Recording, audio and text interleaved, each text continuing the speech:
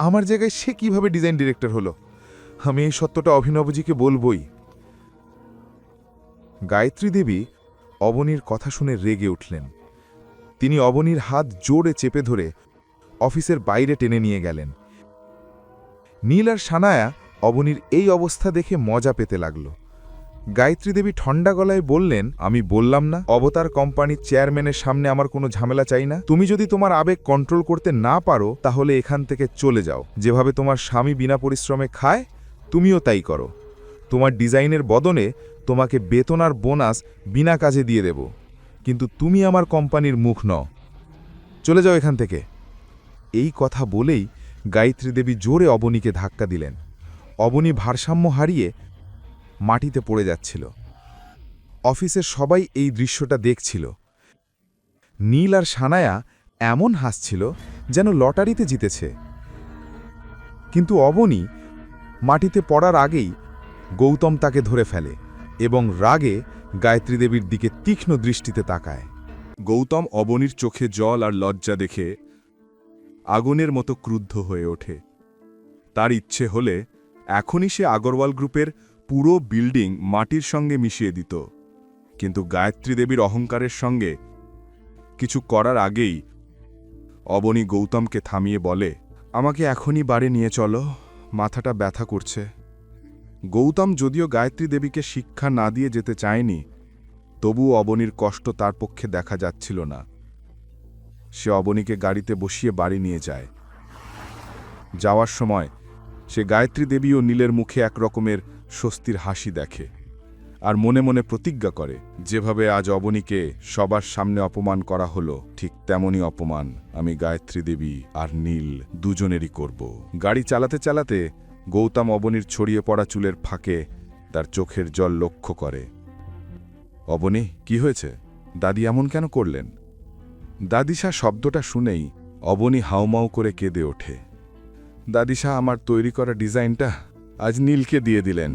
আমি আজ নিজের চোখে দেখলাম যে ডিজাইনটা সিলেক্ট হয়েছে ওটা আমার, আর এখনও ডিজাইনটার উপর আমার নামের জায়গায় নীলের নাম লেখা ছিল।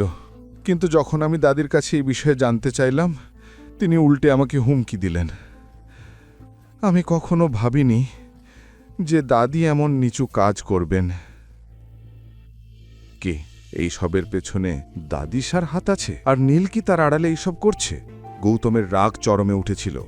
সে ঠিক তখনই অভিনবকে ফোন করতে যাচ্ছিল, কিন্তু পর মুহূর্তেই নিজেকে থামিয়ে দেয়। অন্যদিকে অবনী চায়নি গীতা আর অনিল এই কথা জেনে চিন্তা করুক।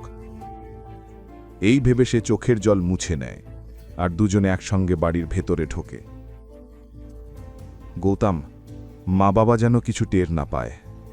ঠিক আছে, তোমার মতোই হবে। তুমি যাও রান্নাঘরে, আমি একটু একা থাকতে চাই। গৌতম অবনীর ক্লান্ত চোখের দিকে তাকায় আর তারপর রান্নাঘরের দিকে চলে যায়। রান্নাঘরে পৌঁছেই সে অভিনব গুপ্তাকে ফোন করে। জি স্যার, কেমন মনে করলেন? আজ কি আপনার গায়ত্রী দেবীর সঙ্গে কোনো প্রজেক্ট নিয়ে মিটিং হয়েছিল? হ্যাঁ স্যার, আমি সেখান থেকেই এখন ফিরলাম। আমাদের নতুন শপিং মলের প্রজেক্ট নিয়ে মিটিং ছিল। সবচেয়ে আশ্চর্যের বিষয়, ওদের পরিবারেরই কেউ একজন নীলের ডিজাইন সিলেক্ট হয়েছে। আমি নিজে সেই ডিজাইন দেখেছি, অসাধারণ কাজ। ওই ডিজাইন অনুযায়ী মল তৈরি হলে যোধপুরে আলোড়ন পড়ে যাবে। অভিনব হাসি মুখে কথাটা শেষ করল, কিন্তু অন্য প্রান্তে গৌতমের কোনো উত্তর আসলো না। ফোনের নীরবতায় অভিনবের শরীর ঘামে ভিজে গেল। স্যার, কি হয়েছে? আমি কি কোনো ভুল করেছি? গৌতম কঠিন গলায় বলল, মিস্টার অভিনব, আপনি এত অবহেলা কিভাবে করতে পারলেন? টেস্ট ডিজাইনে নীল আগারওয়ালের নাম লেখা আছে। ওটা আমার স্ত্রী অবনী তৈরি করেছে। ও সরি স্যার, আমার এ ব্যাপারে কোনো ধারণা ছিল না। আপনি নিশ্চিন্ত থাকুন, আমি এখনই গায়ত্রী দেবী ও নীল আগারওয়ালের সঙ্গে কথা বলবো। গায়ত্রী দেবী আর নীলের জন্যই আজ আমার স্ত্রীর চোখে জল। আমি এই অবহেলা কোনোভাবেই সহ্য করব না। ওদের পাশাপাশি যারা যারা এতে জড়িত তাদের সবাইকে যত দ্রুত সম্ভব খুঁজে বের করুন। জি স্যার, চিন্তা করবেন না, এরা কেউই আর বাঁচবে না। ঠিক তাই হওয়া উচিত। এখন কি করতে হবে আমি আপনাকে কাল সকালে ফোন করে জানাবো। জি স্যার। এই কথা শুনে গৌতম ফোন কেটে দেয় আর জানালার বাইরে তাকিয়ে থাকে রাগে ফুঁসতে ফুঁসতে।